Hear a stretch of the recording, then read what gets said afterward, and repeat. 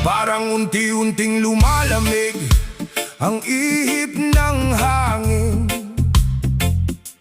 Kapag sumalungat sa agos, ikaw agad ang salarin. Bawat kilos may anino, bawat salita may kapalit.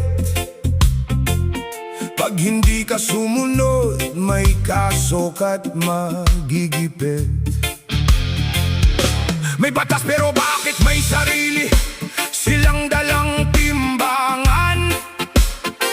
Kapag ayaw mo sa kanila, nakahanda na sa'yo ang kulungan. Ito na ba ang sistemang luluhuran at ipapasunod sa lahat? O sadyang bulag ang bayan, kaya lalong lumalala ang sugat? Buwayang magnanakaw sa Kongreso, niyuyurakan ng Senado. Ang daming sarswela sa gobyerno, pero tahimik ang Pangulo. May hayag ang korupsyon na pilit nilang tinatakpan ni kinukuble. Kapag may gustong umalma, tinataga sa sinasabi. Mga balitang binabaluktot ng mga bias na mainstream media. Nakawang lantad na pilit nilang nililihis at binubura. Habang busog sa nakawang mga buwayang nakaupo sa itaas. Kawawang bansa, kinabukas ay di natumbok ang landas.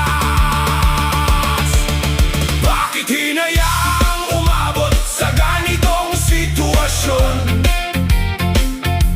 Bakit naging normal at naging talamak ang korupsyon? Bakit kapag lumantad nagtanong ka, so agad ang sagot? Bakit nang nasa katotohanan ang may kaso't kanilang tinatakot?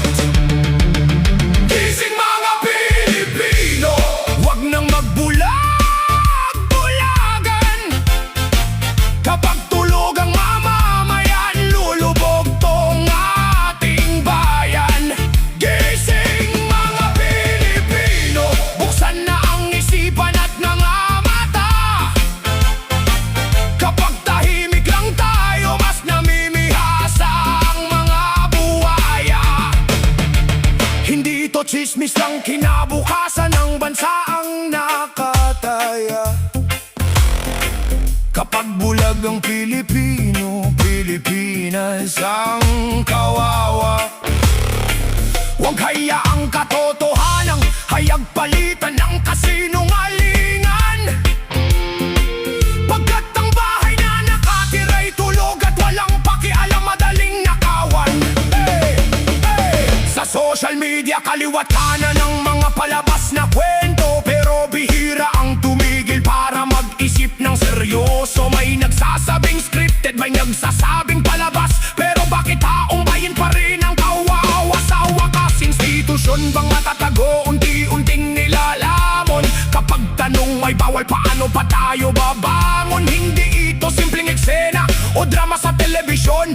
Demokrasya ng bayan ang tunay na nakataya ngayon. Habang ekonomiya bagsak, may gutom ang sikmura. Karaniwang mamamayan ninanakawan ng pag-asa. Sandamakmak na pangako, ngunit pait ang pinalit. Bakit ang paghahanap ng katwiran may kulang malupit? Kung takot ang kabayaran sa pagtindig sa katotohanan, imbis pag-unlad ang ninanais, bakit naging kahirapan? Kawawang Pilipinas, dapat kaunlaran ng direksyon. Naging lugmok ngayon dahil sa talamak na korupsyon.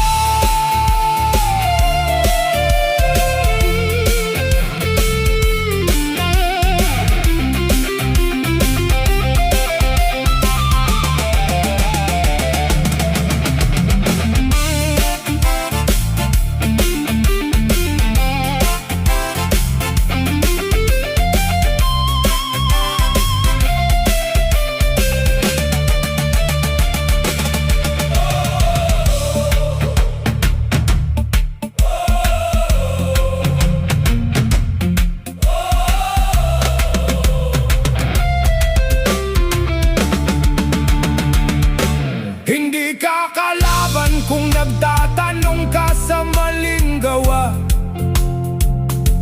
Pagmamahal sa bayan ang dahilan ng pagtindig at pagsasama.